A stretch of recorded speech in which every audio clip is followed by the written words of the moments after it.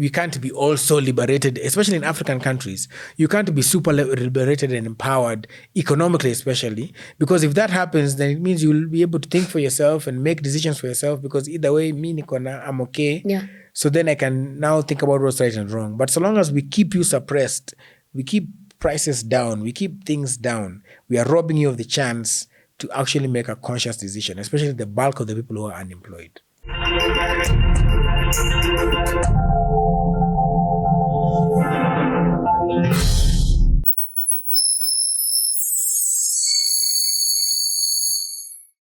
Hey there and welcome to Fanya Mambo Africa. Super excited. This one I'm hosting a big personality. Physically, mentally, socially, on the social media spaces, everything. He's a media personality. For a long time, of course, everyone has known him in Kenya as a media personality. But recently, or in the recent past, a graduate holds a master's degree. Congratulations, Willis. Thank you very much indeed. Thank you very much indeed. I'm a master. You're a master. Sasa mini master. Master. Yeah, call me Master Willis. Hey, Master Willis. And on top of that, yes, the CEO yes, of Wabebe Experience. That's right. Hey, Mr. CEO, how are you? No, I'm fine, thank you. Karibu sana Alpha House. Saizi I'm in the level of the CEOs. We thank God. You thank God. Yes. Wow, I'm proud of you, man, and the work you're doing. Yes, asante sana. Okay. Yeah, how is it taking you along as the CEO? We said those shoes are usually very... They are. Luckily, they're mine hot. is size 14. But the challenges, I should say, because it's not one challenge, are diverse and new, but also they are part of the learning experience. Because I think normally when you have a vision, you say, this is the vision, this is what I want to be. I want to be, for example, a millionaire. And I saw somebody saying, if you can't spell millionaire without the L's, which means you'll have to take some losses. So, but then you say that is the vision, so that becomes the end. And then now the journey there becomes what is now the process. And sometimes, I was listening to Miles Monroe, he said that sometimes if you knew what the process is, you would forfeit the vision. For example, if you are told that before you become a millionaire, you have to be auctioned.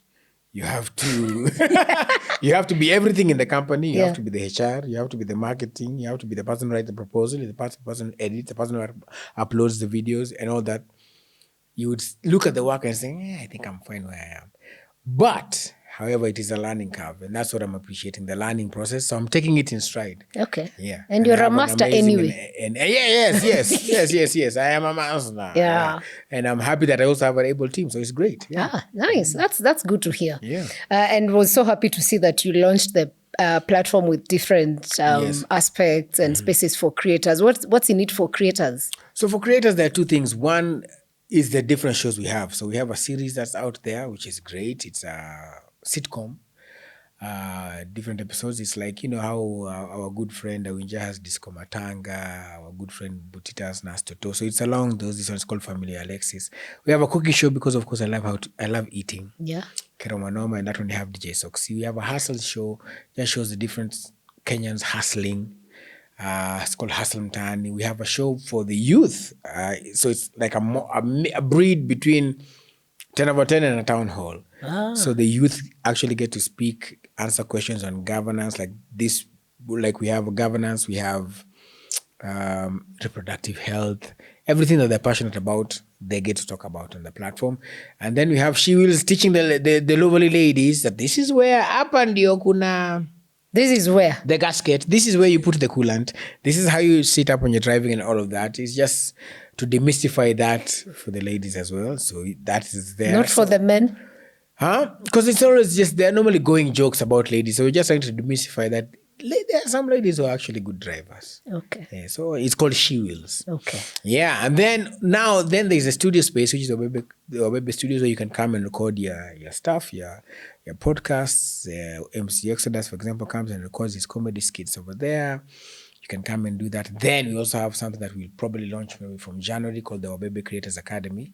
Basically taking creators through our 10, 12-week program just to teach them different things. Yes, you want to use your phone, but do you know about lighting? Do you know about the editing software that's out there? Do you know about all these things? So it's so creators will come there and grow, learn.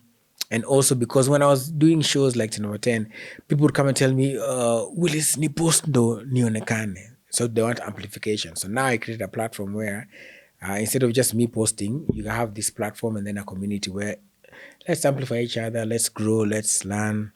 Yeah, and let's And do more. all of that. Yeah, That's dope. Now here we are more big on governance, politics, and Yes. things like that. And I I'm know you're so also happy. big. Yes, that you invited me because, and not to preempt any of your questions. Yes. I feel like in this country,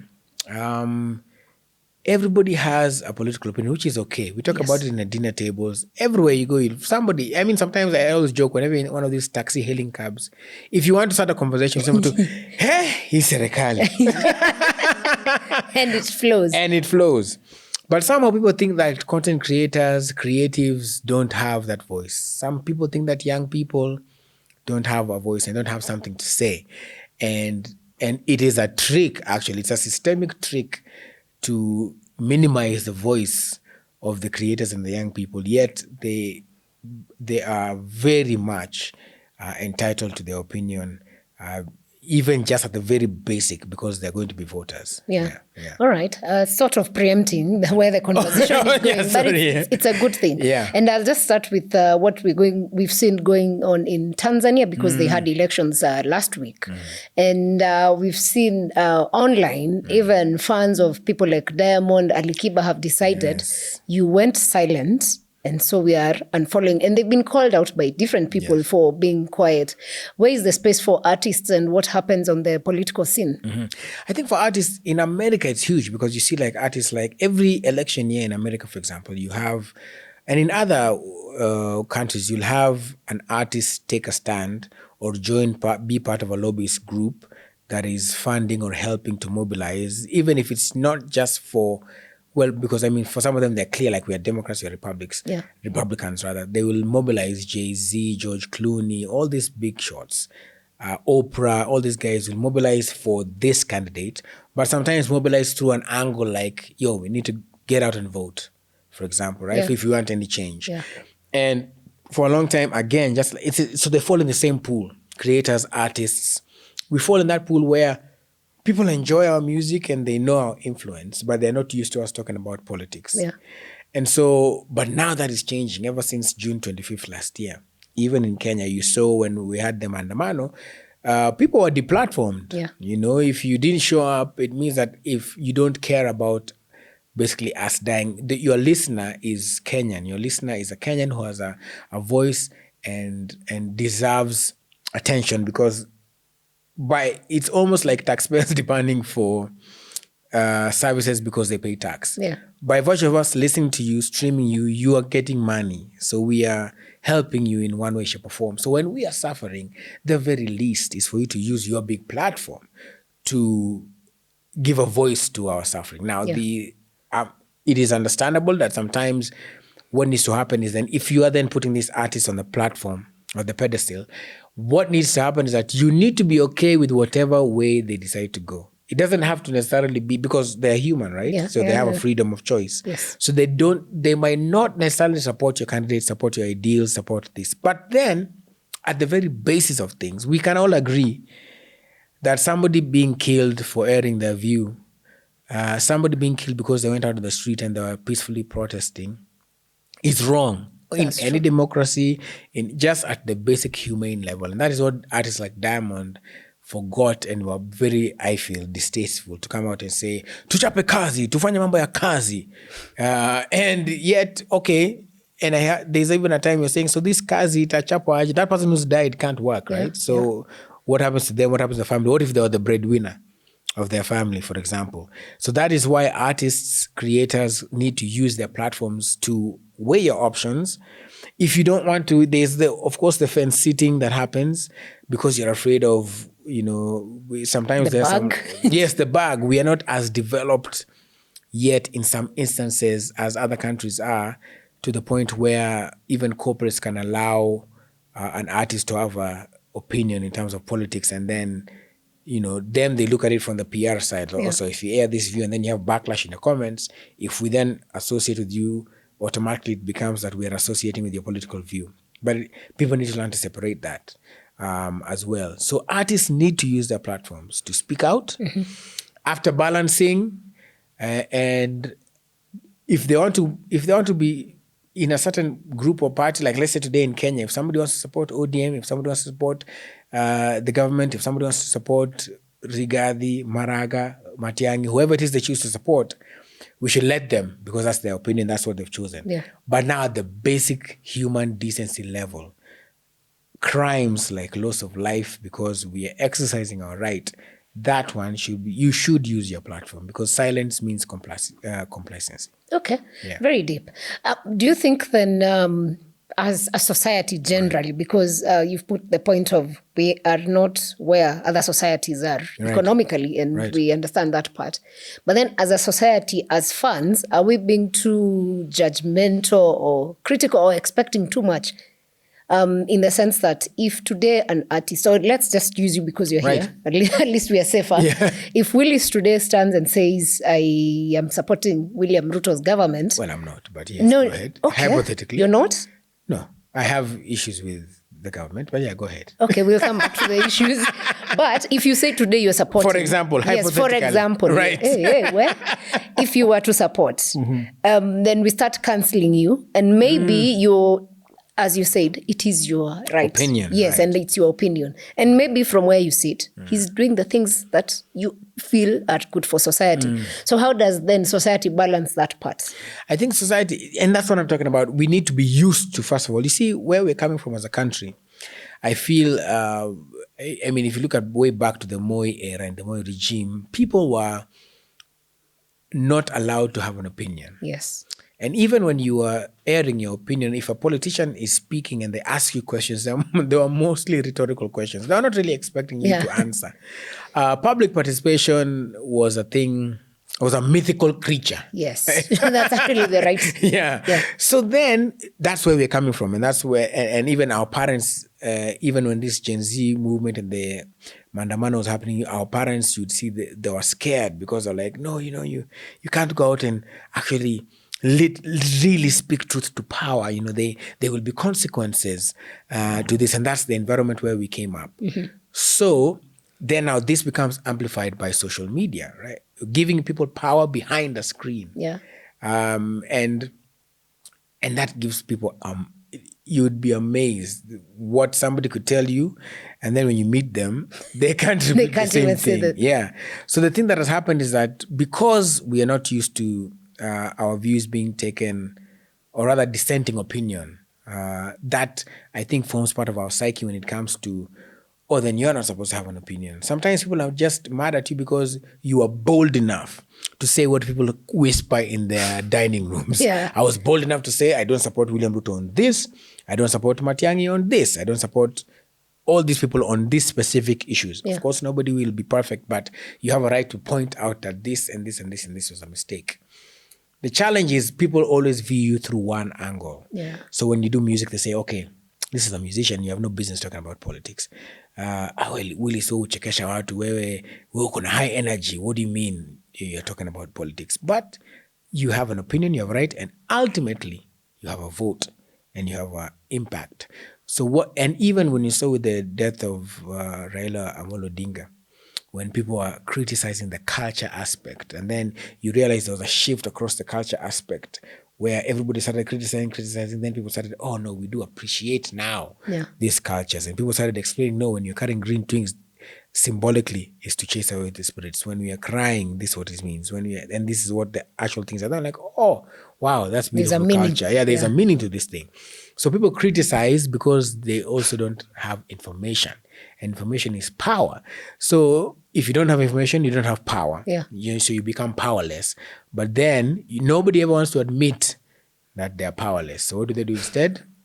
They diss, they throw jabs, they throw barbs, and then it ceases being positive criticism. Yeah. It's all negative. So we need to be a bit more tolerant. It is okay for somebody to have a difference in opinion from you. Back in the day, a difference in opinion was disrespect. Yeah. Today, it is us exercising freedom of expression, and you should be okay with it. And we need to accept it. It is part of life. Yes. It is what life is. It is what life is, yes. Okay, you touched about corporates, and I just want to go back there a bit. Then what role have corporates played in the situations that we are politically? Because, of course, they play a huge part in the creative economy. Right. But the fact that they become the hand that pulls behind the scenes Right. of how Willis is going to behave. How is that playing out on the political space? I think specifically for Kenya, I don't think corporates have done enough to, in my view, again, to support movements unless that is what they're aligned to, right? So unless maybe part of their CSR would be voter civic education. Yeah, civic education. So if that doesn't happen, and that's why you'll find that in the creative economy, one of the biggest people who support you are corporates, which is great, and they're doing a great service for that. But then you find that, again, because of the way we have been accustomed over the years, very few will say stand by you when you start getting bashed because you aired a certain political opinion. In fact, they always kind of tell people, let's be a little bit political averse. Let's not state our opinions and all of these things. And then you also realize for a creative, one of the lowest downtimes for creatives, if you're not involved in the elections and your song is being used in etc., is during that 1 year, between October next year to 2027. To August 2027. August 2027, it's going to be, it's normally a bit of a downtown. Even people don't want to do shows, events won't be happening as much. But now, of course, with online, things might change a little bit. But then the country kind of stops, which is not the way economy should work. The country stops when that happens. So then I feel the corporates should let somebody be or allow you to, as you're getting onboarded, so to speak, to say that, do you have any political affiliation? And you can say, yeah, I believe this and this. But you see, some of these things are very personal. I'm not going to tell you who I'm going to vote for in 2027, at least if it's not a must. I'm not going to tell you this. Well, I don't think it should. They say kura yako, siri yako. So. Yeah, it's not supposed to make a difference. So you're supposed to treat this person as first as a Kenyan, and then as a creative who you want to support. Then these other things, like people say on X, my tweets, my opinions. Yeah. So the rest mupata hapo kwa link on bio, So I feel like they should do more. I think they should dedicate their time more to supporting creatives throughout the process. I think they should dedicate their time more to, if they can, get aligned to some of the things about civic education and empower at least programs, if that is within what they're aligned to empower some sort of civic education, empower people to make conscious decisions. Because again, the person who you elect might even affect you. You don't know. You don't know what somebody's tax prerogative will be. Yeah. When they get there. If you're a brand, ukifika hata kama ni wale wa syntax. Yes. Yeah, syntax inaweza pandishwa. Ikwe another story. So you owe it to yourselves because even those people we say corporate is an animal, but it's people. There are people behind those titles. There are people who are living here, and those people will also probably vote, and they have an opinion. And so as much as they can be professional enough to go and exercise their vote without compromising their professional capability, they should give people chances to do the same. True. Yeah. Okay, interesting perspective. Now, just there that actually I think, I think earlier in the week, maybe on Monday, Tuesday, Octopizzo announced online that Pizzo Day is going for Kibra seat. Yeah. And of course, as always, you will have people hating on you because you're an artist, because we've had an artist before, he's not performed, now we can't, all those things. How is it especially as young people, they're pushing for change, but then when another young person comes out, then we are cancelling them for whatever reason. Maybe we didn't like them as an artist. I didn't like his music, didn't resonate with me, so I'm like, no. How do the young people then demand change, but then Willis shows up, Octo shows up, you're not willing to take the change? Yeah. Are they waiting for angels from heaven? I think there are two ways to look at that. I think we have also moved where I think we should not elect you just because you're an artist. First of all. Yes, true. I think we should interrogate what you want to do. So even by the fact that I've just announced and you're already bashing me, that's because we don't know what his plan is. We have not had, if you're using Octopizzo, for example, we've not had what his plan is. We haven't had what his ideals are. what he stands for, and all of that. But again, it also stems from the fact that I was talking about that but for Octo, for example, he's been very vocal about injustices and all that. So we can't say that he's not been part of the process. He was there in the Mandamano, he's been there for all of these things. But if you just show up and say, because I'm an artist and because I'm famous or because I'm an activist or because I'm this, elect me, then that's wrong. But we should be able to sit down and give you time to tell us why you think you are you're best fit for this role. Now, if we feel that you're not, surely then go ahead and not.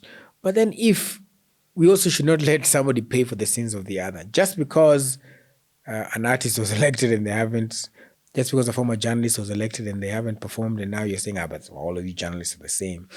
You should give chances. Now, young people make up, 75%. Yeah.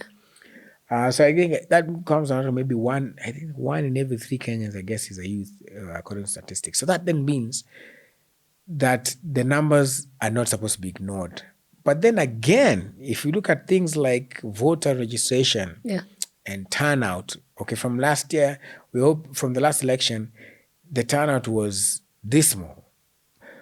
So and this year so far, whether it is a narrative we are being told or what, the turnout is also still dismal. So you can't be all about change, but not willing to do what it takes to make that change. The vote is still very, very important.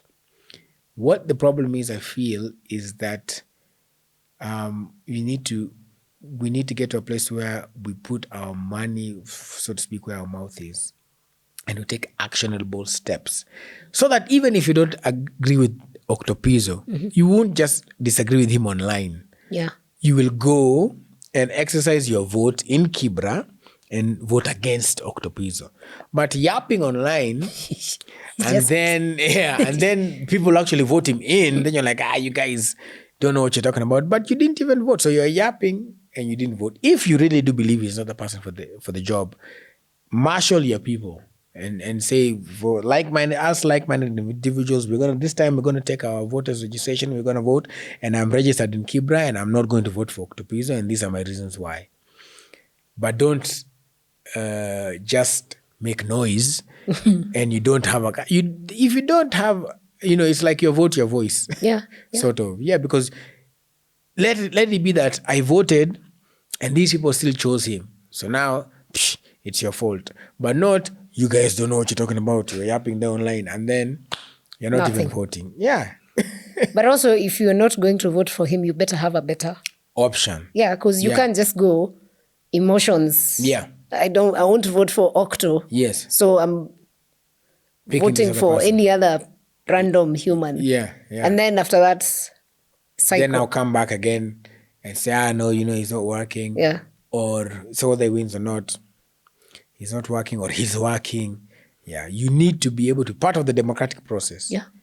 Then you can say, I was part. I voted, ndoi picha yangu, hata ndoi ink. Yes. And then now you say, man, I voted for you and this road is still not working. What are you doing with your CDF, for example? Yeah.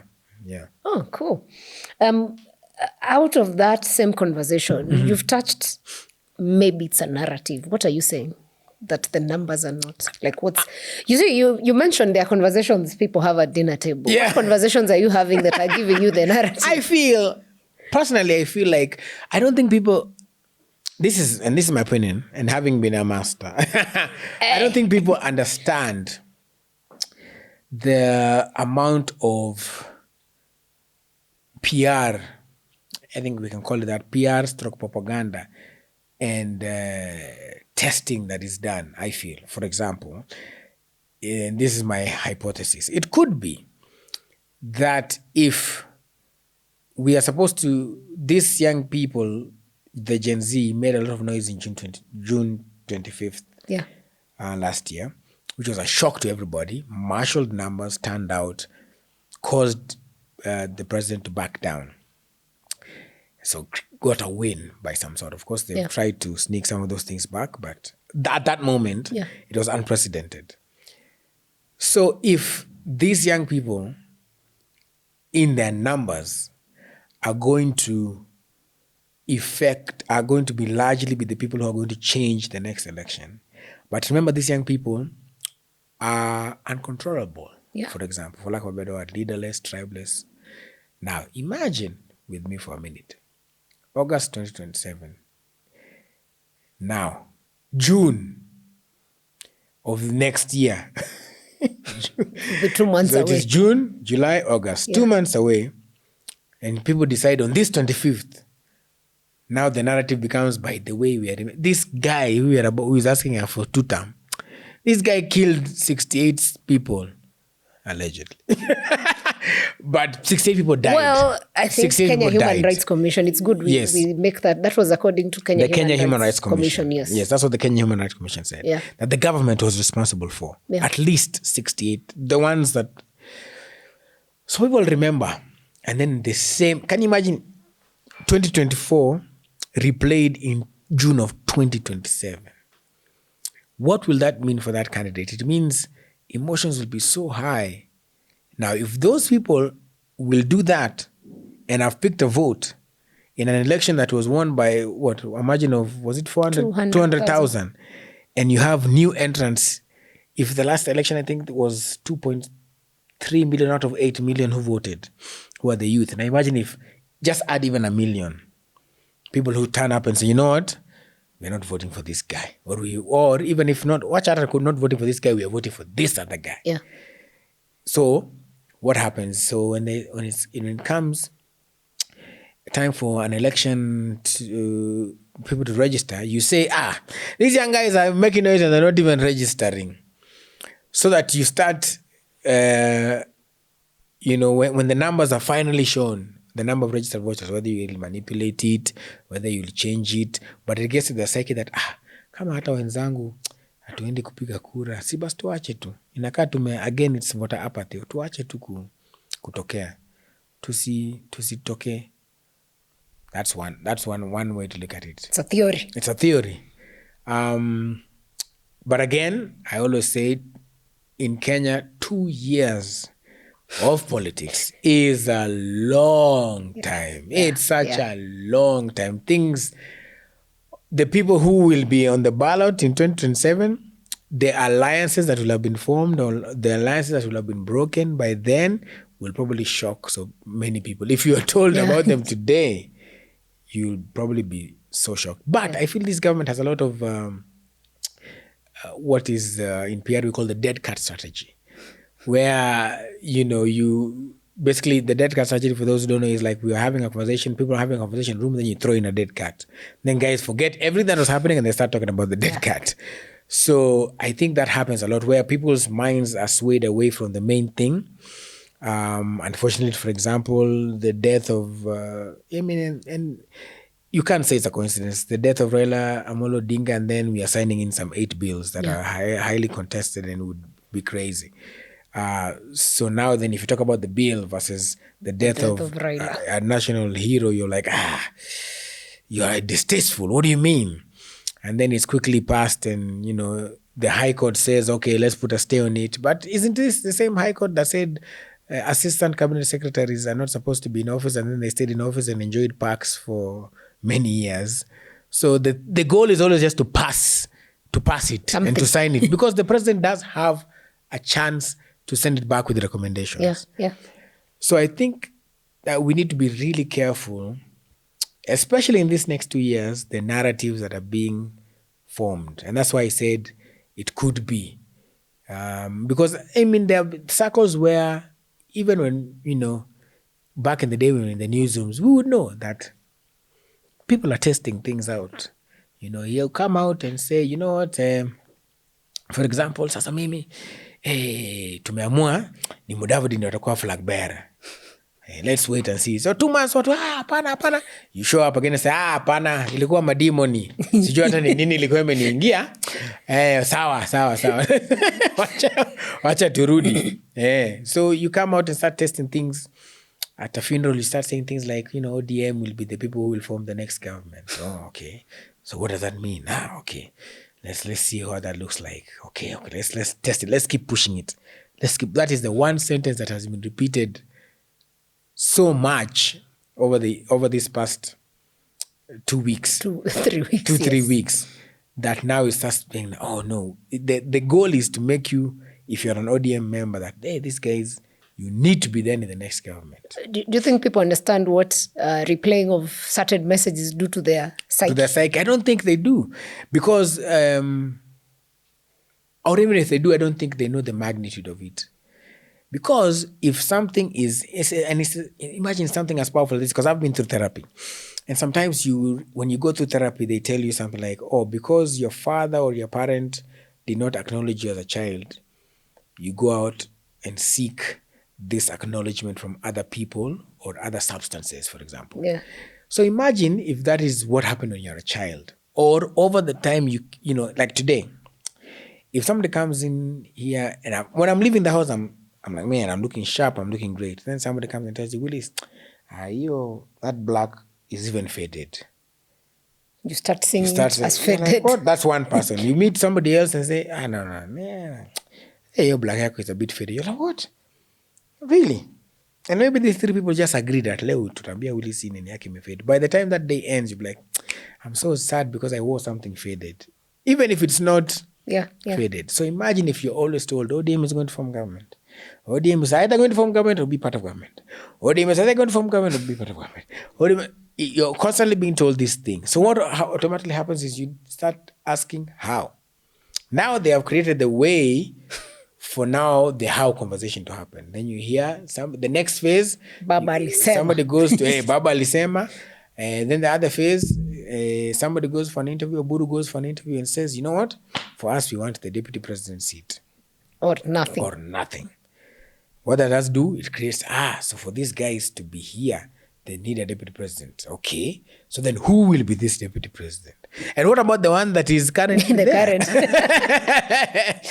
So he will show them fire, see fire. Fire, see fire. So the thing is, these conversations, you have to understand that anytime it's very rare that something is happenstance or coincidence in the political scene in this country, especially if you have a leader as we cannot give him everything because he's done very many mistakes. But if you have a president like William Ruto who thinks far ahead, I always say this, that this guy has never lost an election ever since he started running. That's what, 25 years? Yeah. Ever since Eldoret North. Yes. He's never lost an election. So, until he became president. So... Why do you think Ruto has never lost an election? Well, I think, like he always jokes, namna that, ni kupangana hapa na pale na kufinya hapa hivi. I think people, for a long time, in many of those instances, they've looked at him as the underdog. For example, in the Kalenjin community, at that time, the kingpin was Moi, and you couldn't say you're going against Moi. But then slowly by slowly, somebody starts coming in and consolidating power, consolidating what would be, because he was part of the KANU youth wing, consolidating the young people, the next generation of voters, the next generation of people who want to be kingpins. And, you know, sometimes it's very unfortunate and it's not something that's supposed to be said, but every politician has a shelf life. Then every politician, unfortunately, also has age. So you sit down and you say, okay, in the next 30 years, will this guy be here? Let's say even if he lives to 100, will he be here? So what can I do now so that in the next 30 years, I'm catching up with this and I have like a base? Because I don't want to take it now. Even to say it now would be blasphemy. Can you imagine back then if Ruto was youth 1990-something, kusema, meanwhile, the former prime minister amefungwa. For, you know, and then you come up and say, by the way, you know, I think I'm going to be the next kingpin. It's not going to work. So I think he read the times, he had that gift, he read the times, he made his plays. Luck was involved as well, of course. But I think those things, and being a student of the former president, it gave him a chance basically kupanga watu. Ama kuingia unapangwa. Usipojipanga. Usipojipanga, unapangwa. Ile naweza kuambia Sarah, mimi nataka, ninasimama but nataka usiwe uko ODM, sawa. Mimi nitafund campaign yako, but uwe ka ODM. Wewe niambie tu kitu ODM anafikiria. So watu in the minds of Kenyans hawezi jua Sarah anawaka na Ruto. But Ruto anafund campaign ya Sarah na yeye anataka tu information.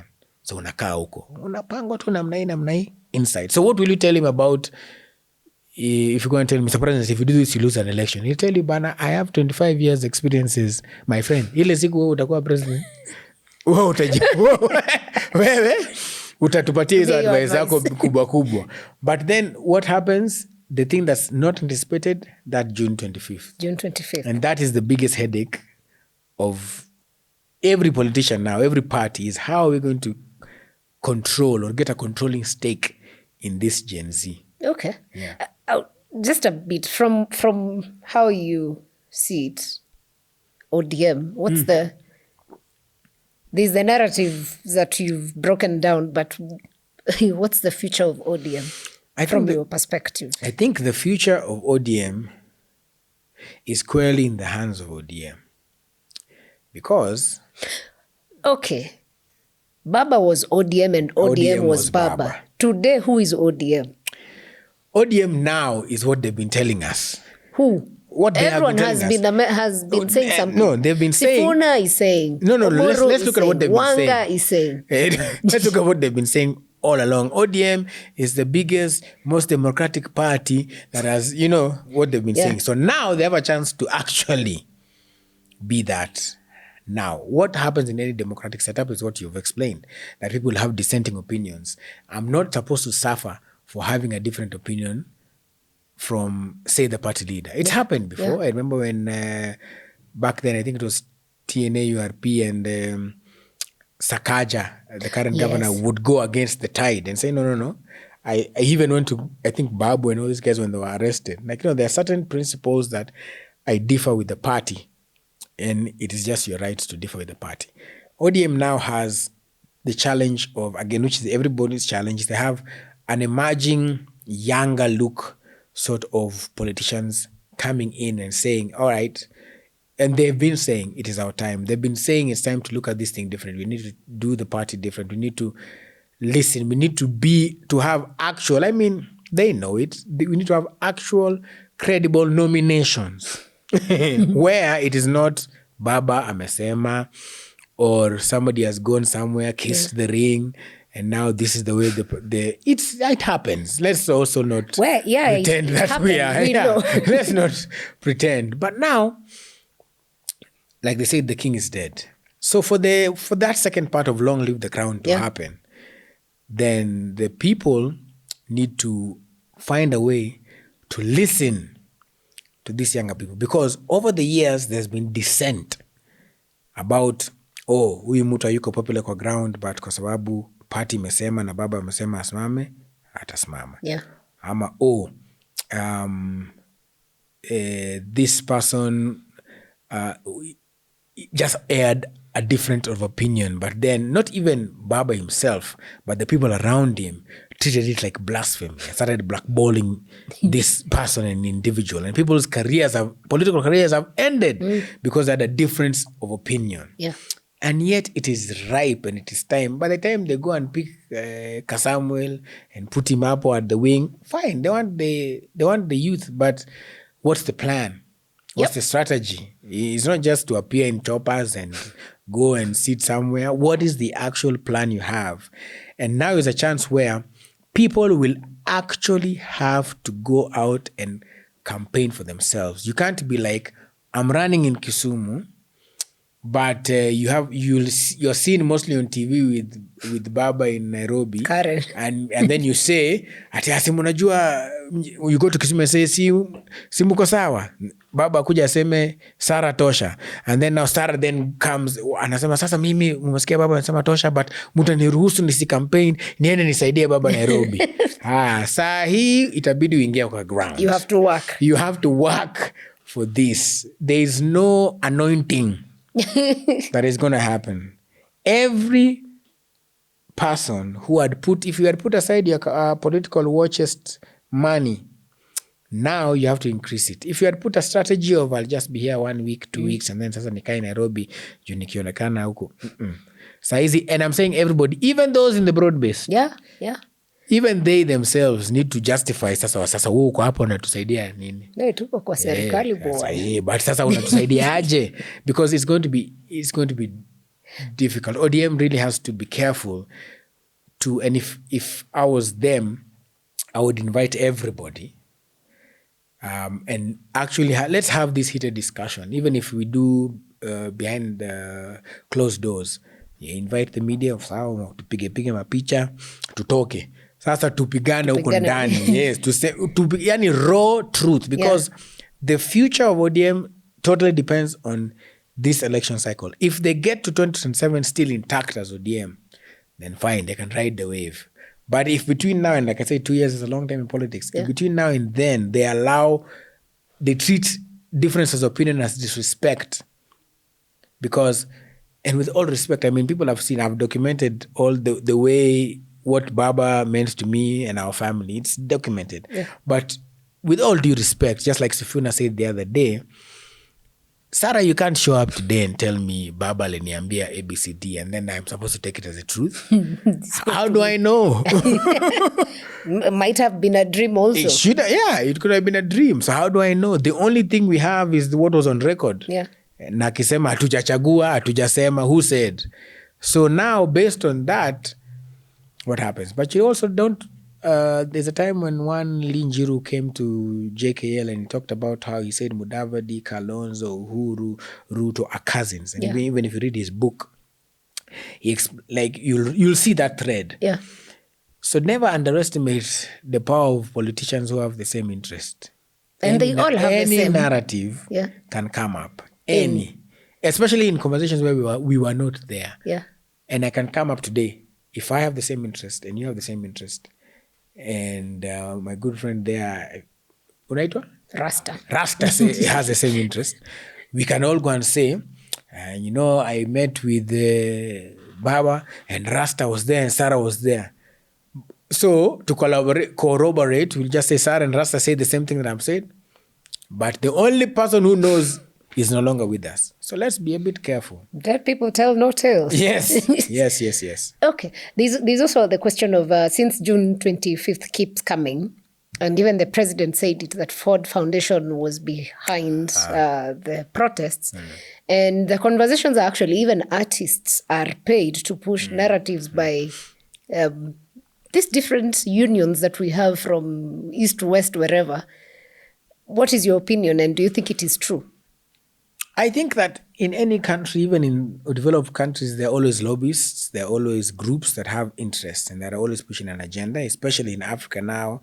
It is no secret that the Western countries have Western, Eastern, Northern, all of them, all parts have agendas that they're trying, and narratives they're trying to push in Africa. It is just, are they harming and detrimental to the African people? There are some whose main goal is education, or rather civic education. There's some who it's just education, some who it's health. But then within health, are they using us as guinea pigs, for example? Are we the first test subjects of this, say, drug? If it's agriculture, are we being shoved with GMO and all these things? What is the safety concerns around this? What are the processes, and how do these things align with the interests of your country? So there is always going to be an agenda, then there's a hidden agenda. So I do believe that there are some who have hidden agendas that are trying to push certain narratives and that make certain things look better. Or, if they shape the narrative in a way that is he who pays the piper calls the tune. Yes. Yeah, so that it is in tune. The rhythm is in tune with that person. So that's why I say, at the very basic first, get your voters. First things first, register and vote to be a voter. Register, kwenda pale kwa shule yako, wherever unaenda, kuwa na kura yako. Then number 2, put everybody on the weighing scale. Watu wanasema ratili pale. Yeah. Weka kila mtu kwa ratili. Weigh your options, weigh what they're saying, what they stand for now, and what they've always stood for. So that's how you look at somebody. If this person, what is their history? What is their track record? What is their narrative? Is this new? Sometimes if you realize a sharp deviation from what is original, then question. Well, question this. What if they had a Saul Paul? Yeah, that one. Saul Paul moment. All of a sudden. Yeah. I mean, they are welcome to, it depends on how they speak it. Like, you know how the people say that people, we are looking for more authentic content right now. So if they are authentic with it, and you can tell authenticity by, how they articulate their issues, and how they deliver it to you. But if they all of a sudden, so let's say I was like, mimi hata nakuanga, and we've seen it, but there are people who we've seen, and the reason why I say that I know people take turns, and some of these things that are processed. You find people who have always been on one side, but somehow you in the circles that huyu mtu ashanunuliwa. Then you're like, no, but when I go to their tweets, I see things are still okay. It doesn't say. But then all of a sudden, you realize that the language is changing slowly. It might take some 3-4 months. Then all of a sudden, boom, you see them tweeting somewhere else about other things, like the African Union things. They just go. They're just going, so, passing. I think that definitely, I know people say the enemy is poverty. And, you cannot fault somebody. Everybody knows where the shoe pinches, as it were. And that is what actually politicians use, because they're like, if I come here and tell Sarah I'm going to give her $1 million, and I come with it in cash, will she say no? It's very confusing to see money, lot of money. A lot of money. So sometimes that's why it behooves all of us to really reach down deep into our conscious and see what it is we want to change and what we want to be known for and what legacy we want to have. Otherwise, the money will change you. I know, and I sympathize, because again, we're not in a very strong place as a country economically. Yeah, because I was going to ask then, if poverty is my problem, yes, why wouldn't money be the goal? Because at that point, for me, the enemy is poverty. The enemy is poverty. And that's why sometimes I know, like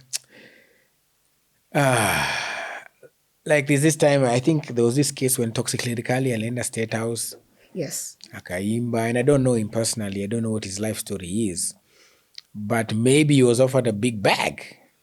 And a lot of people, the other thing that happens when you talk about things being pushed in your face that you don't, every time we've read the newspapers for the past 2 years, the headlines are like, Statehouse allocated 890 million for renovation. Or 2 billion lost. Or, so we see these figures, and it's just a 2 and a B.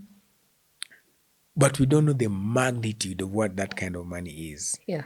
So over the years, when this money has been lost and misappropriated, it gets to a point when it doesn't shock you so much. You're like, even roll it up to wanakwanga hivyo. So because this has happened, people underestimate the amount that, there are many people who have never seen 100,000 hivi fari. Like imeshikana hivi. People have not seen it. And that's why when there were these goons for hire and all this stuff, there's a time I was talking to a couple of young people and they were telling me that, hey, mimi place naishi rent yangu ni 2,500.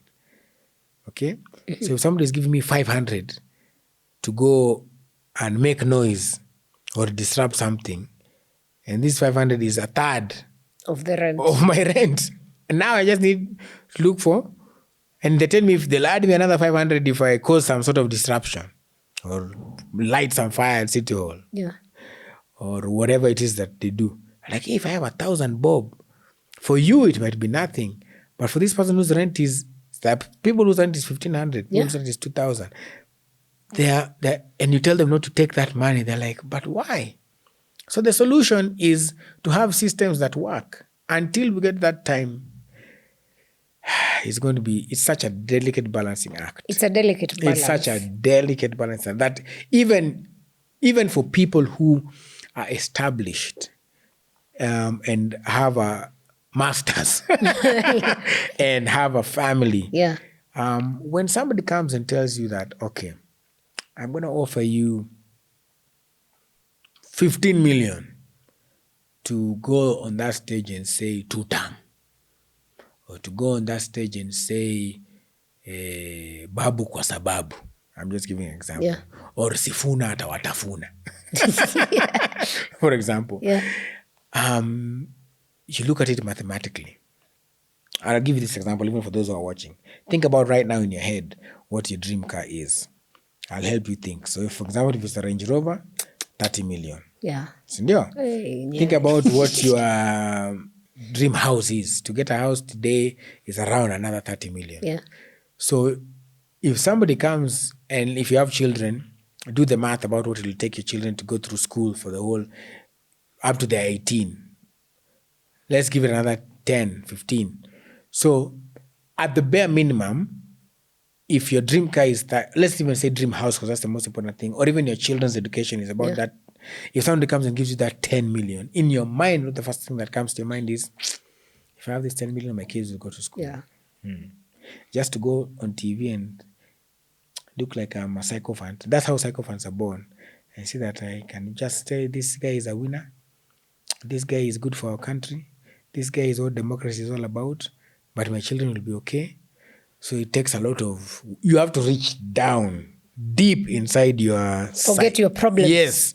And realize then what it means for posterity. Because you can take the money now, but the value of that money in 2-3 years might change. Depending on how the economy behaves. Will you be alive to spend that money? Depending on how your political rivalry space happens. If you're, let's say, a dictator.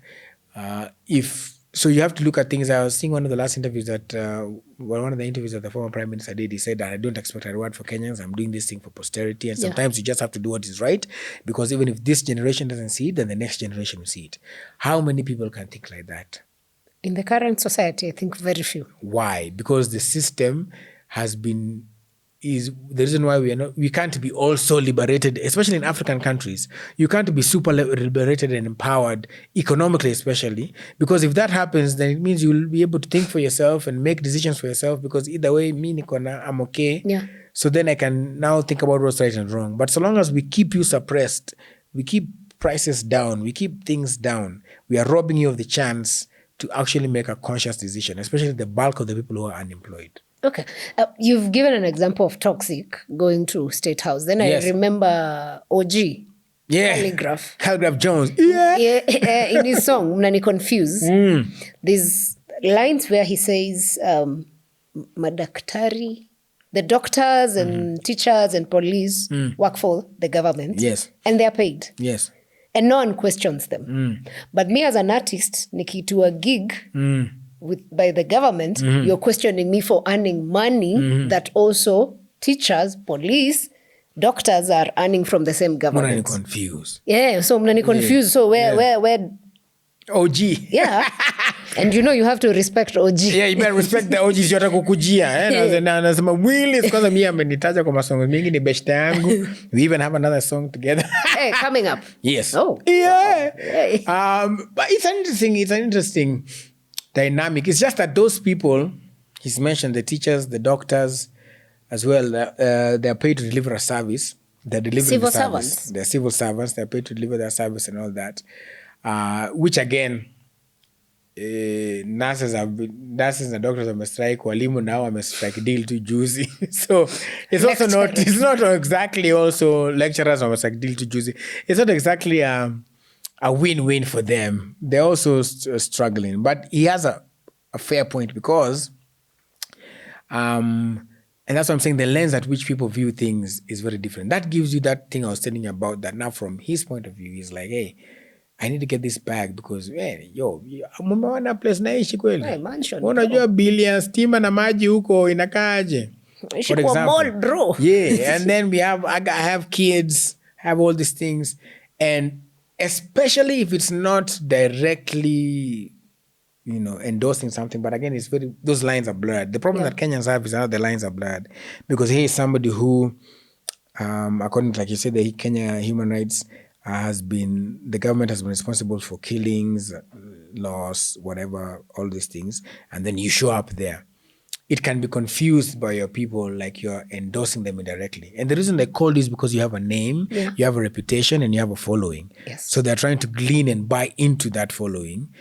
And they won't convert everybody because obviously there'll be dissent to some. But there are those who say, kama ujia na naomse ako sawa, si basi hata mimi nione ako sawa. So that's what they say, influencing. So they go for the bigger... Yes. Because if we get Willis, everyone who believes in Willis. Yes. Okay, not everyone, but a percentage. Yeah. And again, and if you want to put it in context, look, this is a game of numbers. If, let's say for me as an example, if I have 1.6 million followers on Instagram, for example, and if somebody can convert but only 5%. That's a reality, not an example. This is a reality. Yes, it's a reality.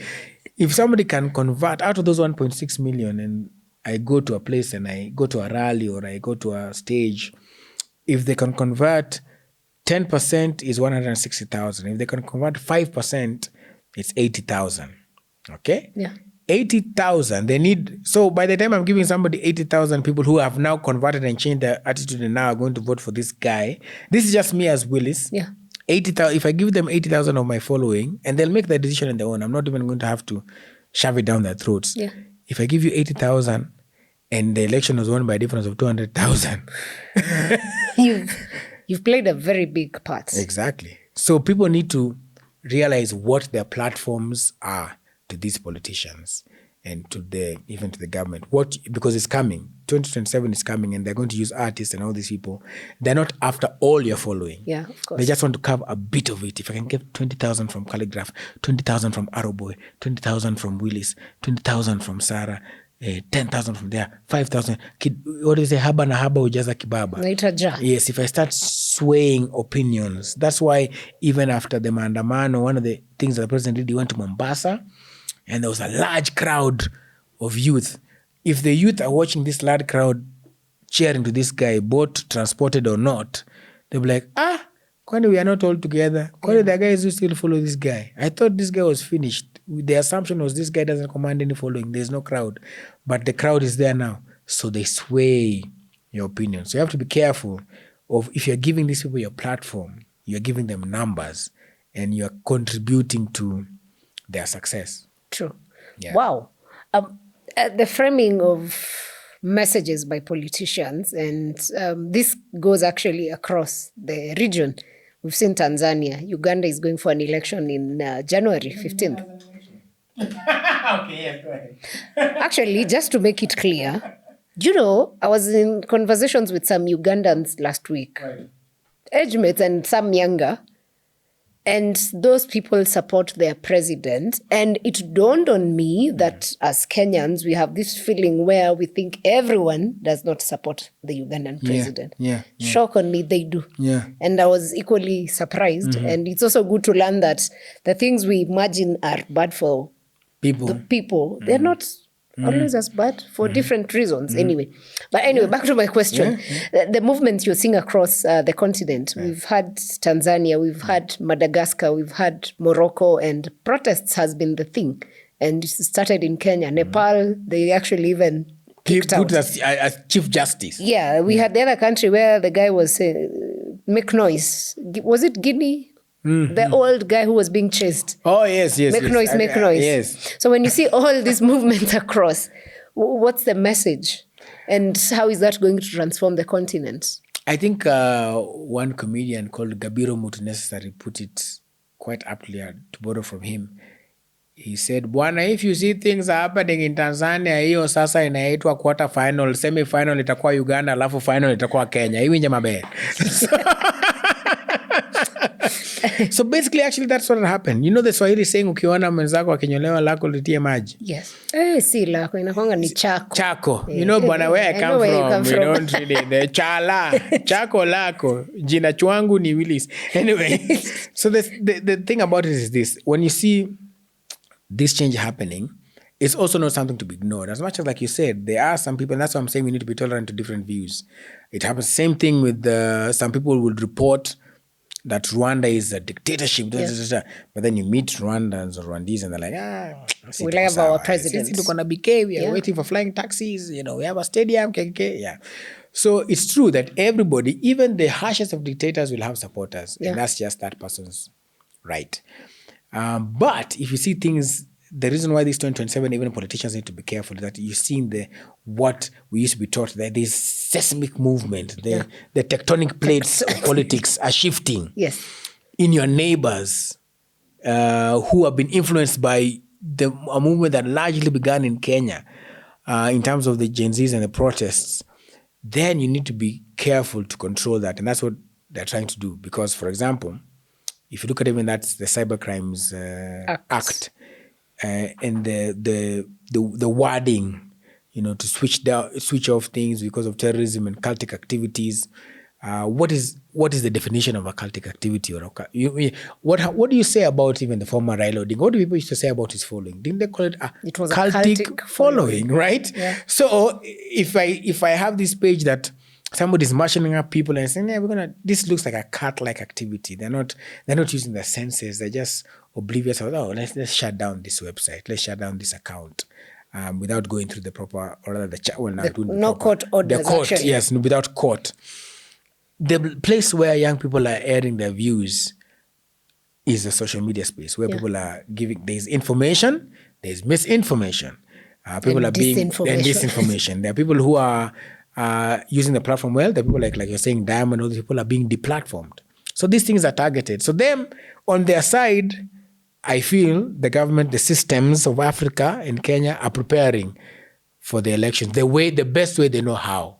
We nip certain things in the bud. It's social media. Okay, let's nip that in the bud.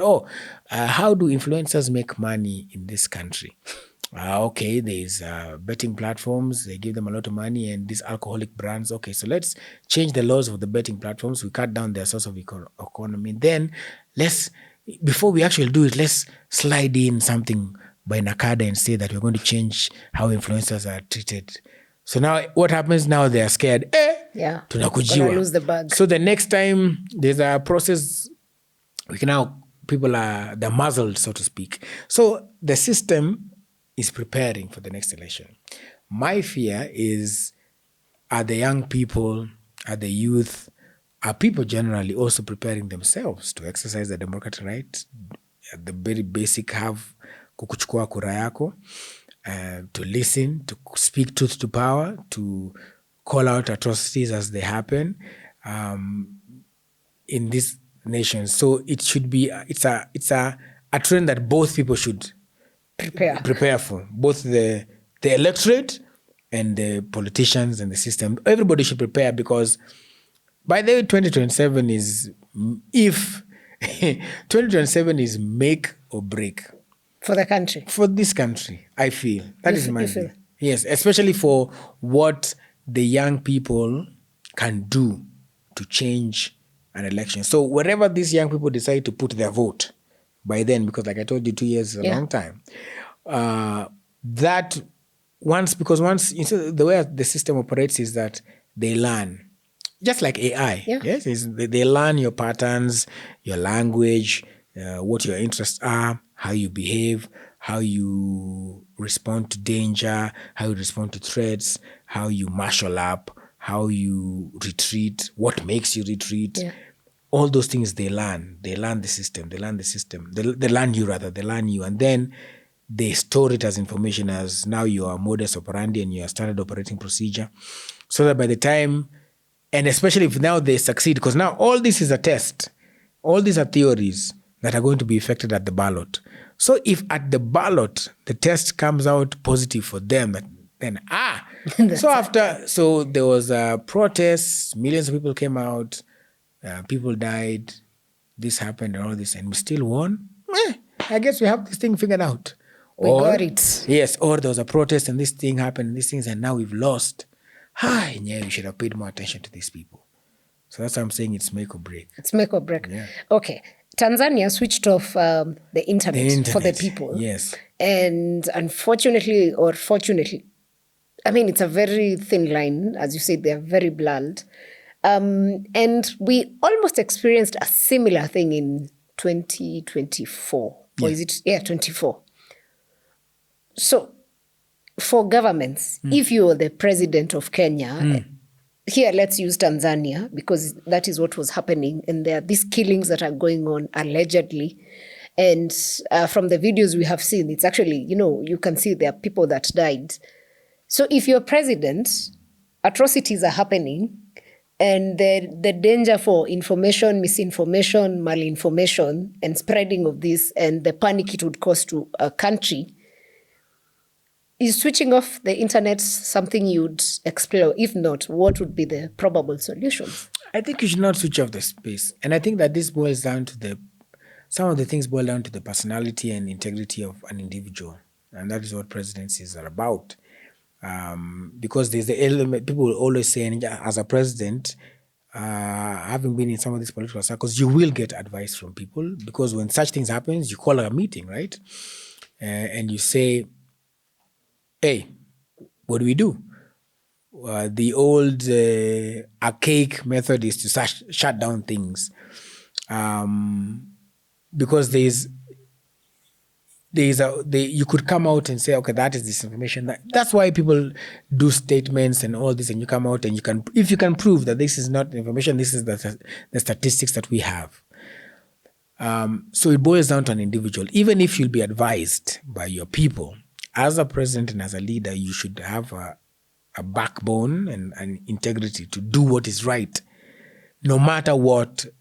So in that scenario, what do you define for Samia Suluhu? For her, what was right was to switch off the internet. Yes, equal Suluhu. She lost the Suluhu. Hakuwa na Suluhu. Yes. I think that was wrong for me, I think. Because, first of all, the platforms themselves already have mechanisms. Okay, although post-mask, things have been a little bit, but some of them have the mechanisms. For example, I think Twitter in 2024, 2025, they said in Kenya alone, they switched off about 500, they deleted about over 500,000 videos. And most of them were about hate speech and crime. And they said some they were able to switch off before they were uploaded, like the system was able to detect, and some within 24 hours. So the systems already are trying to do what they can, right? And right now, even in X, there are those community nodes and all these things, so you can kind of decipher. Some platforms say that if this is AI, you have to say this is AI generated, for example. So those are some of what the system is doing. How you aid that system is that if this is happening, you are the president. You can quickly call conferences or have your people call conferences and say, this is what people are saying, but this is irrefutable evidence that this is actually what is happening. So communication. That is key. In relationships, in life, in government, in politics. Communication is the key. Okay. Communication is the key. When you look at West Africa, generally for the last, I think since 22, when there were coups that happened, 21, 22. And one of the key guys that, of course, has been praised or, looked at as a hero is Ibrahim Traore in Burkina Faso. Burkina Faso, yes. But now the other day, he also changed the election rules. And now, where is the African youth looking? Because he looked like as though he was inspiring a lot of young people onto what leadership ought to be. And then now when you switch the election rules, it means you're creating a system. Yes. Yeah. I think for me, and that's why I go back to what I'm saying. And I mean, it's you can almost say we're in a catch-22 because you really can't tell somebody's integrity based just off of, well, their track record might have something to do with it. But then again, they always say if you want to know a true version of a human being is you give them money and power. People often discount what power does to an individual. And what pressures comes with power, including international pressure, including, sometimes you want to be president, for example. I always say this even about President Barack Obama, for example, is that he had hope, he sold hope. He didn't deliver everything he promised. However, I remember one of his speeches in 2000, when he was elected, he said, the journey will be long, we will get there. The journey won't be easy, but we will get there. So that happens. You of course, you sell hope, and then you get in. Then you realize maybe like Rigai, they used to say their coffers are dilapidated. Yeah. But then you can afford to hold 200 million, whatever. Anyway. So Billions. basically what happens is I think people discount what power can do to individual, international and national pressures and what the human, because, at some point, so that's why you have to rely on the strength of now the Constitution, for example, that says, first of all, you can hold office for 2 terms. But if you had a term limit, but if you had even a stronger constitution, it's easy to call a chapter 6. If just by chapter 6 we sieved all these people, by the way, we would be very, very far. Because the constitution, like they say, is a living, breathing document. The letter and the spirit of the constitution is supposed to guard a country. And the laws are supposed to guard a country. And that's why you see when they want to change, because when they want to change and serve themselves, they change laws. And then they toy with it as well. It happened even in Kenya. Again, I always say it's not a coincidence that one Cherargei started joking with this 7-year thing. Term. Yes, 7 year. It doesn't come. He can't. I mean, he's a fairly bright individual. But he can't come up with it himself. There must be a test the waters. Yes, let's. Oh, you want that? Okay. So, Mr. President, we think that, for example, I would imagine this would be a conversation. I think that you should extend your term, because you are doing right, and we're thinking, oh, but we can't outrightly say. I can't say. So you go and test the waters, guys. No, you're crazy. You go and test the waters and see. Then there's all these people that okay, let's shelve it for now, or let's shelve that. It happens, but the Constitution is supposed to guard people.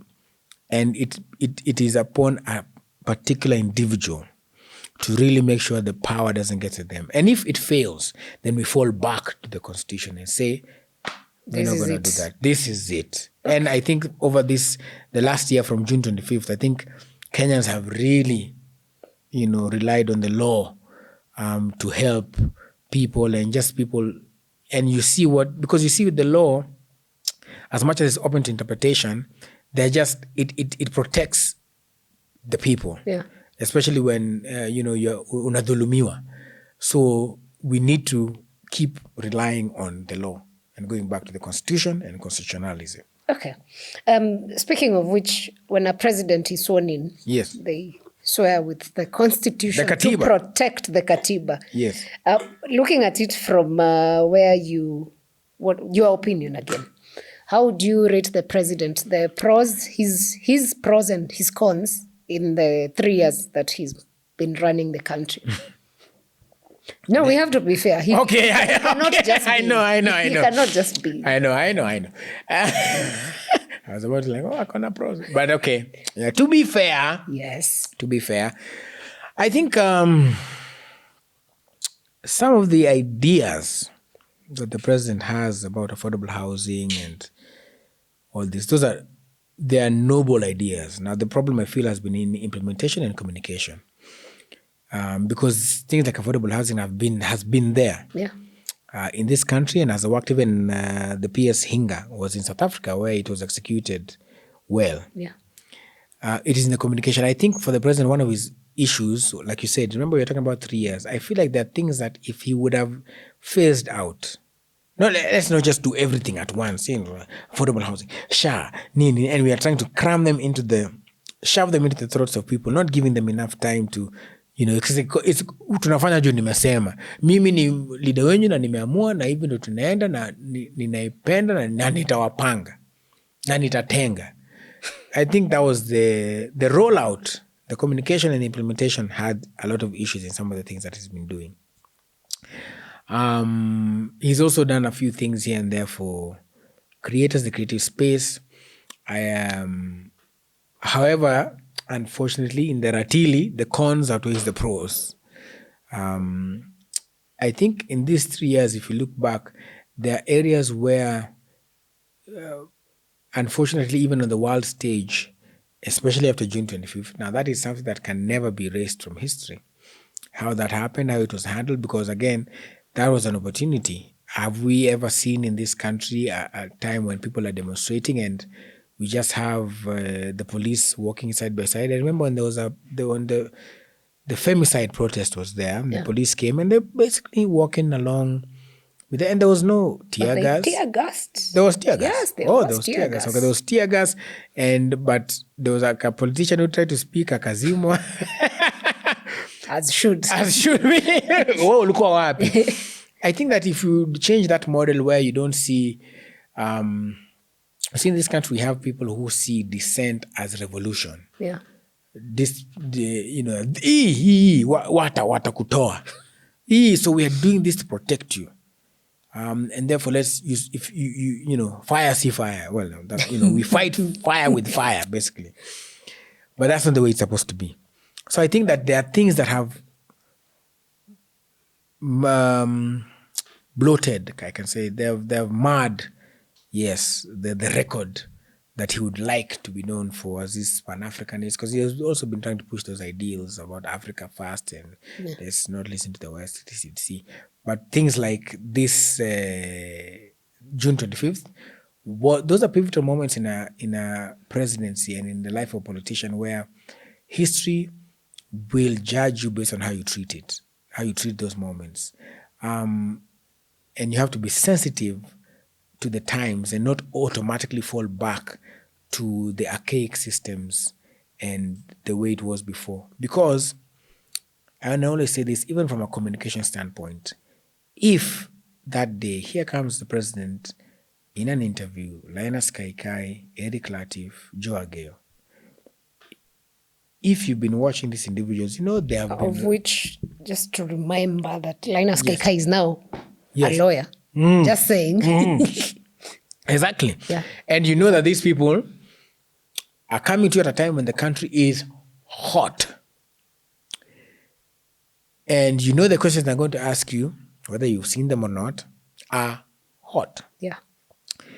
And you'll ask that, okay, so this is the interview, okay, so who's starting first? You're told Linus. Linus asks you in these past few times, the people have said Ruto must go. What would be your response to this? And people have died, and your response to mothers who are crying, like children, for example. Before he resorts to his answer, which was, I've made the police service independent and therefore, shifting blame and goalposts, if you would have even just started, and it's just basic communication, started by saying, before I answer your question, Linus, let me first condole with the families of people who have lost their lives as a result of A, B, C, D, and what has happened. And as to what you have said, Linus, where people have said Ruto must go, I have thought to myself during this time that indeed maybe I could consider leaving. However, because to err is human, I will want to make sure and make a commitment to the Kenyans that whoever committed these atrocities will be brought to book. Boom. That's how. What's the next question? But what did you take away from that interview? That boy. Yeah. He's alive, right? That stuck. Wait for 2027 and see how that will be replayed. And with a campaign ad that says Ruto does not care for your children. It is also good to remind you that as a president, there are times you have to take a stand. It is. Yeah. Yes. I mean, maybe according to him, that was his stand. His stand at that moment. In hindsight, I'm not sure what he makes of it. Yeah. But at that moment, maybe. Yeah, because I know that, because admitting some of these things would be admitting liability, accountability, open you up for other things going forward. And that's why I say sometimes these positions are very complex and there's so many things that you need to consider. And that's why as an individual, I was saying you need to sit down with yourself and understand that, like, I want to do, number one, what is right, and number two, what is good for this country. And sometimes you might need to realize that maybe at that point, and in the decisions that you've made, you are not what is good for this country. Now that doesn't mean that, in some societies that might mean you resign. Yeah. But again, I understand in Kenyan society. I understand that in a society like that, but let's imagine for a minute that after June 25th, the president resigned. What would his life be like? What would his legacy be? it's up for debate. Some people would say that, Fire Kidogo may resign. Those hard stance political juggernauts would say, African leaders, hey, just a little bloodshed and you're resigning. But others would be like, wow, this guy will go down the annals of history as a person who put the country first. So it's a delicate... That second side, I actually don't see it a lot with politicians. Not just here. Yeah, a lot. A lot of countries. Across. I mean, you think Trump would wake up today and... That's what I'm saying. So... And that's why it's... you see, politics for me is very interesting because there is the office. This is the president. Yes. Then there is the man. Or the woman. And you have to be like, for example, the president of Mexico, for example, came up and she was talking about how she was groped in public. And she said how, I'm not even talking about being a president, just as a woman, it is wrong to grope a woman in public. Yeah. So now that balance between the office and the man or woman is something that always, I think, is sort of a yin and yang. Sometimes you have it right, sometimes you have it wrong. Yeah. And that's why I think people need to be very careful who they put in. And that's why and for you to know who a person is, sometimes just look at their track record. Especially if this is somebody who has held positions of power before, what have they done when they were holding these positions of power that then make them a fit now? Because I can stand today and say I want to run to be president. What has been my track record? Then, when I stand and I want to be president, I'll have a team. So these people, I'm an educated individual. I will learn some things. If I'm to learn about the economy, I'll be taught. Yeah. If I'm to learn about defense, security, all these things, I'll be taught. And then I can come up with this manifesto. I can say, hey, I go to my team headed by Sarah. I say, hey guys, this is what I dream this country would be. Nitengenezeni manifesto. Then you make it, and then we come and we present it and we make our arguments and cases. So it is very easy to feed somebody something and to push popularity. But what is that person's track record? What do you think? Let me just use our case. What do you think should be the test for someone to be president in Kenya? Consider all, including cognitive. Including cognitive? Yeah. Okay. So most of it's fala. Because you see... Yeah. Willis might be the guy who's made his manifesto. He's surrounded by people who are very convincing and they're brilliant, and we're like, that would be a beautiful cabinet. But then there are small things that you'll make. Kenya will say something, your CS will say something about South Africa and now we are at war, or about America and now Trump is dissing us, So that's why I'm asking those. So I think... that's what I say about track record. Now, track record includes what ideas does this person stand for, if they've held office. And when I say office, it's not office like in politics, but even if, let's say, you're a professional and you've been an MD of a company, or you've been an employee, or even if you've been an artist, what are the things that you've stood for? What have you been doing for society? What have you been responsible for in those areas? And then also there is, what is your, for example, education background? Like, do you have, if let's say you're a lawyer, for example, okay, cool, you could push for policy, you could have an understanding of the constitution and etc. If you're an economist like Kibaki was, why this person will understand what it means to, what the economy things, akiambiwa NSC 20 share index, atasema hiyo ni nini.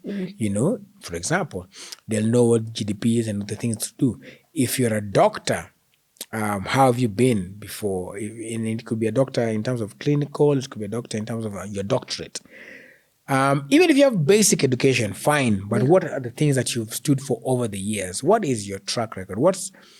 Apart from this manifesto you're telling us now, you can always look at the past to see where somebody is. What is your track record? What is your criminal record? Have you been involved in some deals or things that have been untoward? Have you been charged before? Have you been suspected before? Sort of where there's smoke, there's fire. And because sometimes I think we act surprised when somebody does something Sorry. Sometimes you act surprised when somebody does something. But if you really look back, this is not really There's a breaking trend. news. Yeah, there is a trend that somebody has. But sometimes we kind of ignore that. I never say sometimes you look at a president like this. Like, sikuoni. But the thing is, if you want to be president of a country, of Kenya, Yeah. you have to have a clean track record, especially criminal. You have to have a history of development or developing people. You have to have some sort of acumen or a grasp of the issues. Then you can throw in there things like a dash of charisma or all these things. But these things are, people sometimes now pick this charisma as a thing. They say this person, Kibaki, we say he was not charismatic, but did you see Kibaki debating in the house and he would stand for things and fight for things?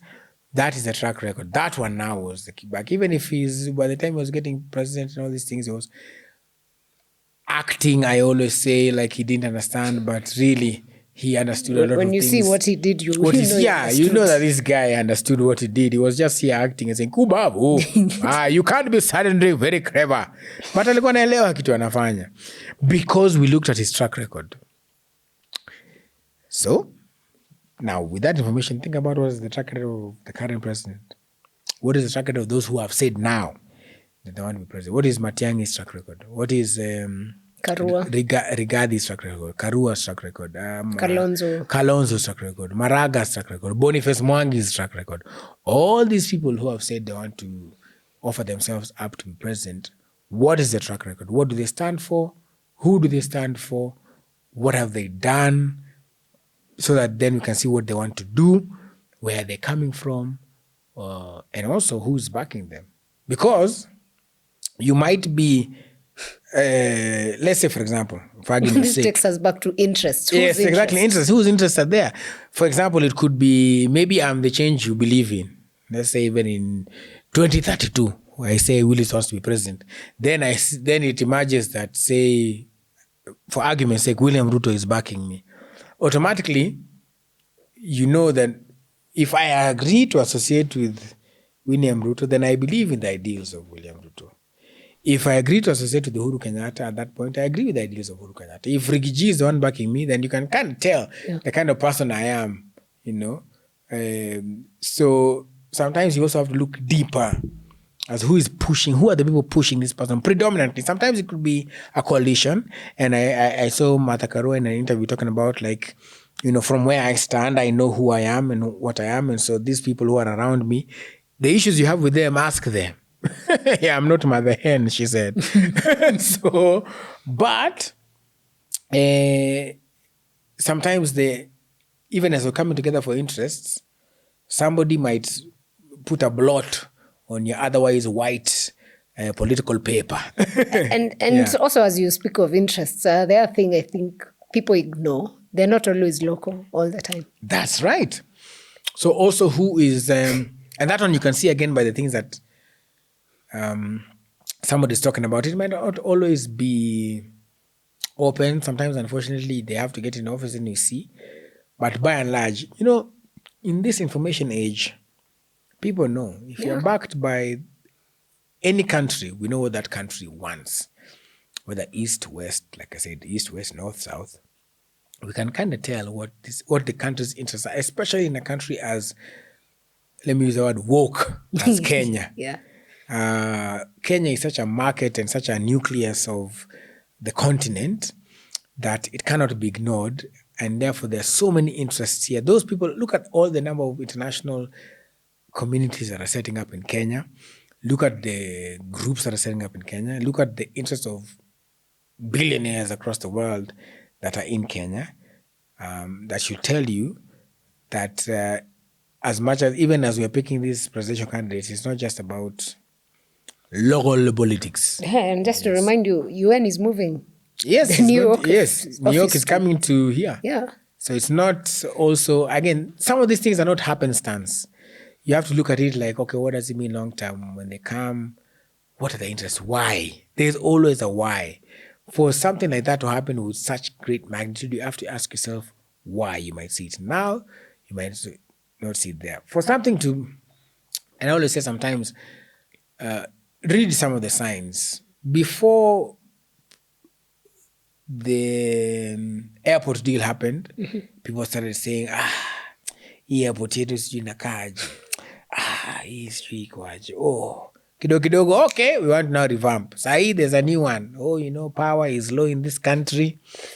You never know what's coming next. You just have to switch you between 5 to 10. Between 5 to 10 to Azime. Hey. But we don't know what's coming next. Suddenly. Suddenly, because there's this song by... Ojue Legba. Not Ojue Legba. There's this song by... I forgot his name, but it says, Nepa, no bring light, Nepa, no bring light, generator, techno, rara. Yes, yeah, rara. Yes, yeah. Tutakuwa hivyo. Sasa, kila mtu anueno generator between 5 to 10. Inaenda. Sasa, neighborhood's about to be noisy. Yes. So don't be shocked if in 1 year, 2 years, few months, usikie sasa Kenya science deal with something for power generation. Again, it could be any day. It could be also we are so programmed to propaganda that we think everything is propaganda, but it's not far from it. I don't know if you saw yesterday, wache upuzi bana. So the conversation for the airport is back. You see? So ati JKT kwani inakaaje? I don't know. Question. We are watching. Haya. Is Willis running for political office? Let me tell you what. Honestly, if I'm being honest, I've thought about it. But I haven't decided, to be honest. Willis. I haven't. Do you mean for 2027? Let's start here. Are we speaking about 2027? Let me tell you something. No, I don't know. Tell me. Okay. You sound like my mom. Yeah. I think there is a growing concern among people, and that's why I respect people like Octopizzo who actually put themselves out there and say, I'm running. Yeah. But it cannot be lost on any individual what running takes from you as a person, from you as your family, not just even financial, just what it does to your psyche and your mind. And then also looking at the platform and the times of which you want to run. You might have your good intentions. Yes. And then they are maybe, in one way, shape or form, diluted. That's not to say that you're not supposed to run. But you have to be aware of the times and how you're going to move and the change you want to effect in the spaces. Because again, we cannot say that we are afraid to run because it will change us, because we're the good people. The whole mtu mwenye ako chini ndo anaweza kuvuruta. It's easier. It's easier for them to put it down than for you to come up. Yeah. Because I do feel like if there's going to be any change, that the young people must run. The good people must run. The good people must get a chance. And the society must be willing to now elect these good people. Yeah. And so even if I've thought about it and said, okay, maybe I should take a stint at running. I believe I have something to offer the people. But then I'm aware of what it will take and where we are at politically. And now it boils down to a personal decision of whether I want to. So in that regard, I haven't decided yet in terms of weighing. I'm on the weighing stage. Okay. But on the other stage, Willis enda wamekuchocha.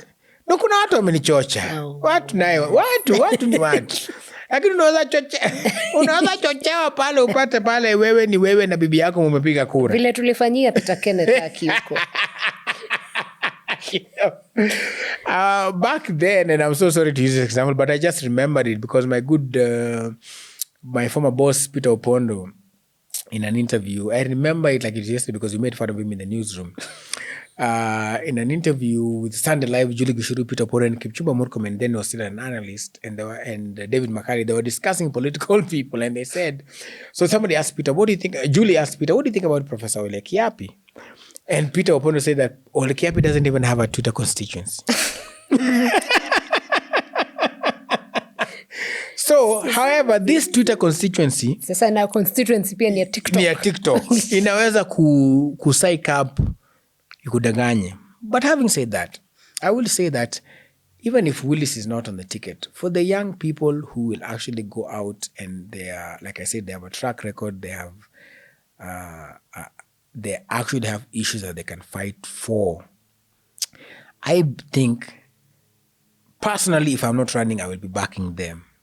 Whether it's with giving them strategy in communication in my areas of expertise, whether it is money, if God blesses and we have enough of it to give, whether it is in, voter registration. Because I feel like, again, like I said, 2027 is a do or die for Kenya. It is a literal litmus test for Kenya to see if we come out with, do we really believe in the values that we were clamoring for on June 25th? Over and above just the person of the president, but the values that we went out to the streets for. Because at that point, we were hurt.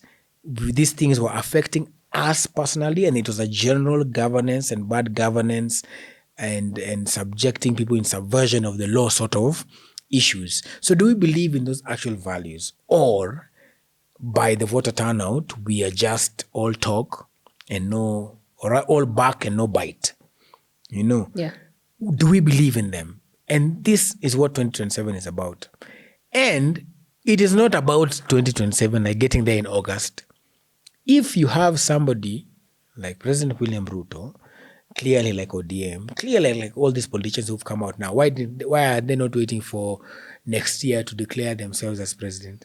Because they've already sensed that the times are ripe. Yeah. And the time is hot. So we need to start talking now so that we are either going to form alliances, but at least let's know we have skin in the game. So if they are doing that,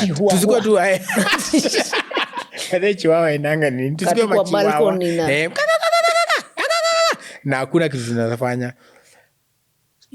And this is what I say to young people and to everybody actually, if you can see the shifts already taking place politically, then also don't wait for 2027. Start, and this is for those who want to run, and for those who want to support those who want to run, and for those who are just, let us begin to monitor the system, because in the times as we're going for an election, systems start changing by laws, by alliances, by sentiment. That is like you are online and all of a sudden have you ever gotten on social media and just feel like it's just hostile? Yeah. Like there's no good. It's like when we watch news and from number 1 to 4 is just bad news. Yeah. Then you go on social media, it's just hostile. Like, so sometimes, and these are what they call PsyOps. Yeah. Where they play with your psyche and the algorithm automatically brings things to you that you are liking. So if you're liking one political person, and which also that can be changed as well. I mean, shout out to Mr. Musk and his deception or lack thereof. These things can change. Yeah. So let's be vigilant in the narratives that are being pushed, the people that are also going to be pushed, the people pushing them as well, and also to some extent the countries that are pushing them as well. Yeah, that one is very important. Very important. Très important. Très. Yeah, très. Hey, Willis. Yeah. Hey, the great man of Manchester United. Please, now that we have now decided to embark on the greatest team in the world, I want to state for the record that I am an avid supporter of Manchester United. Hey. And there's only one Manchester. That David keeps Kamau losing. say amen. Just that team that loses anyhow. I don't know how you survive. No, we are unbeaten, eh? Okay. 4. Yeah. At least you can count. It's not a full. Wow. Willis, yes. That's amazing, man. Thank you. It's been so much fun. Thank you. And obviously to our viewers, this conversation cannot end here. Yes. I can promise you, I will keep this guy Yes. for 2, 3, 4, 5, 7 episodes. Who Yes. knows? Because we need to do this more. And maybe, so keep it here for that. It's been amazing speaking to you. And before I let you go, there's obviously guys who say you can't just have Willis and not have a quick fire session. So this is tap. Tap. Go. All right. Wow. Okay, here we go. Okay, wait. Think. Okay. Sip.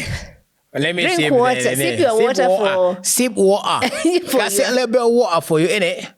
I want to hear all my throats. Nothing. All right. What was your KCSE score? C+. Okay. Oh, you're not an A student? No, it is Manchester the problems. C plus people who are now hiring the A people. I don't know if you I understand. love that. Yeah. That's wisdom. What course did you major in campus? So for my undergrad, I did Bachelor of Science in Information Sciences. And then now for my master's, I did Communication for Development. Hey, and you slapped us with a certificate. Yeah, certificate is there. What was your first job? Hoi, my first job was at a farm. Actually, I was making tea. Tea? Yes. I was supposed to be doing IT, but walinitengeneza wakanimake mtu wa chai. So I was making tea. Anyway, there was a tea there. But let me ask. The other day, President Uhuru said uji. Now, when you say tea, you need to define. No, ni chai ya majani ya hiyo brand. Sasa tuwezi sema juu hawajafanya kulipia jameni. Lakini, yes. Okay. What has been your proudest career moment? Proudest career moment when I was working as a news anchor reporter. I finished a news program. And my dad called me and said, I've done a good job. Oh, wow. Yes. Must and be I cried, proud. by the way. You did? Yes, when he said that. Because I was 7 Masculinity years thrown. in. No, Back then. masculinity is crying, bwana. You must shed a tear. Don't Men hold must it cry. in. Men must cry. Love that. Yes. Hidden talents? What the hell? What is that? Wacha nikuonyeshe. Hidden talent is here, bwana. Let us. Like, how did you just wake up? See that? Do you see? Do you realize that you are a champion? Okay, the other question was, of course, this I don't do this question, so this one I've already asked. Would you switch? But for the fun of it, will you switch your career in future to become a politician? Quick fire. Yes. Fantastic. Watch Arsenal win league. Nimekataa hapo place unaenda Arsenal win league bwana. I'd rather watch water boil Or Man U relegated. bwana. Wacha tukue relegated so long as Arsenal wasishinde. We'll come back fighting. Tuko na Rumed Amorim na Ineos na Ratcliffe na Bruno Miguel Borges Fernandes bwana. Let us be if us being relegated will mean Arsenal will not win bwana. We are going for relegation full force. In fact, we are not winning any other game. Tukue number 19.5 bwana. Take us down there. But Arsenal wakue hata number 2 hata so long as wasishinde na hii pesa yote wamespend na huu mtu hata oni ikuwe hivi ashema gai. Hey, Arsenal. Nawachukia Willis watu. nini? Wa. Favorite meal? Chicken biryani. Yes. Sasa samaki ilikukosea wapi? No, samaki I've had it, but I have to understand. For me, I was eating samaki almost daily. Oh. Tunaikula. Favorite meal? Ay, guy watanimaliza matoke. Sijui linifanyia nini. Sipendi matoke. Tapigwa. Sipendi. Na wife ni Uganda. I don't like the matoke. Okay. Yeah. Strange. Who's your favorite co-host? Joy Mudhengi. Ooh. Oh, you guys did a fantastic job together. Joy Actually. for life. That's my girl, Joy. Shout out to you, young Jay. Yes. Your lowest moment? The death of my daughter. Oh. Lowest moment. Sorry about that. Ever. Yes. Okay. Yes. And that ends it. But I would want to ask, just throw in a question that was not here. Red Bull or Mercedes? Oh, yeah. Oh, my God. Where is Hamilton? I did not say Ferrari. That's the thing. That is what I'm trying to point out, that you haven't given me a level playing field. Okay, we'll leave it at that at this point. Okay, for you? I'm a Hamilton fan. That's why I didn't want to put it for purposes of... Okay, so we are not Verstappen. Yeah, okay, never. all right. Why cool, would you then do that? Oh, I'm sorry. Oh, yeah, thank you. Verstappen must not happen. Verstappen must not happen. Fantastic. Yes. Bro. Thank you very much. Thanks for coming through, man. It's been fun Sana, yes. hosting you. Maybe for our viewers, one final words of civic educative moments. Very good. That is the camera in your back. Yeah. Well, all right. So, for everybody who's watching me, young and old, I think we are at a place where they call the crossroads. And at the crossroads, it means you can choose to go left or right. Giuliani said one and I left you right. Yes. But anyway, I would say this. We're at a crossroads. We're at a pivotal moment for Kenya, for this country. And therefore, you must be involved in this. The way you get involved is if you get out and you register to vote if you're of that age where you can vote, 18 and above. And this means 18 even when it will become to 2027. So if you're in Form 3 now, ukifika Form 4, go ahead and register and vote. Next year, same thing. Why? Because your vote is actually your voice. You get a chance to exercise the democratic right that has been given to you to change the course of history. Whether you vote or you don't vote, you have made a decision. I would like to encourage you to vote because this country is at such a pivotal place in time where we need to make changes. Think about it this way. From June 2020, the journey started on June 25th, 2024. During all that time, when people came out in their numbers and died. So literally, unfortunately, people laid down their lives for this country in one way, shape, or form. So it will be a dishonor to them for you to go about this exercise of choosing the next generation and choosing the next generation of set of leaders casually. You owe it to them to take it seriously. You owe it to yourself to take it seriously. Number one. Number two, during this process, people are going to come and try to divide you along tribal lines, divide you upon religious lines, divide you upon different lines. All you have to do is to weigh the situation and realize that, first of all, you're a Kenyan. Okay? You are a Kenyan. And a Kenyan deserves certain things and enjoys certain privileges, which is freedom of expression and freedom of choice. Make your choice. Respect other people's opinions. It is better we differ. Let us differ. Let us differ without calling each other names. Let us differ without killing people. Let us differ without, just basically, I support Manchester United, you support Arsenal, we can differ. But does that mean that if now you're hungry, I won't give you food because you support Arsenal? Does that mean that I won't give you, that I won't pick you up if you're suffering as my neighbor because you support another team? It's the same thing. We all know what is right according to us. When somebody else makes a decision of what they think is right according to them, respect it. However, if enough of us make the right decision on the right path, on the right course of history, then change happens. So make the right decision. And finally, remember, God loves you and that will never change. And successful people look like you. If you're looking for an example of a success, simply look into the mirror and there you have it. There is your image of what success looks like. You're worth it, and I will see you at the top because there's enough room in the sky for eagles to fly. Peace and love. Aish! Successful people look like you. Yes, sir. Or like everyone who's subscribed at the Alpha Housing. Finya button, jameni. Subscribe. Subscribe. Very nice. Subscribe, like, share, comment. Yay. Yes. And engage as should. Yes. So yeah, thank you so much for coming through. Thank you for you who's been watching to this very end. We'll catch you on the next episode. Always reminding you to register and vote, but he's done it at length. So see you on the next one. Yay! It's gonna be a baby.